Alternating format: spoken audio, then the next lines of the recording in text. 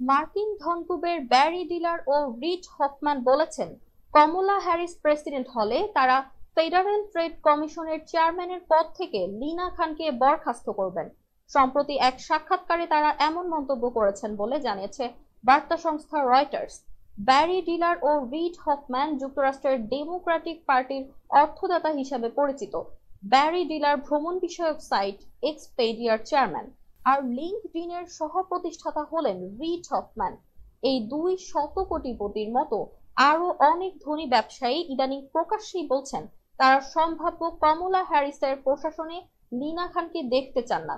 তবে লিনা খানকে বর্তমান প্রেসিডেন্ট জো বাইডেনের বাজার প্রতিযোগিতা নীতির একটা গুরুত্বপূর্ণ স্তম্ভ হিসেবে বিবেচনা করা হয়। অনেকদিন ধরেই বাইডেন প্রশাসন প্রতিযোগিতা বিষয়ক আইন ব্যবহার করে বাজার আরো বেশি প্রতিযোগিতামূলক পরিবেশ সৃষ্টির চেষ্টা করেছে। এতে উচ্চ মূল্য আর কম আয়ের যে বৈষম্য তা কিছু প্রশমিত হবে বলে মনে করেন প্রেসিডেন্ট বাইডেন।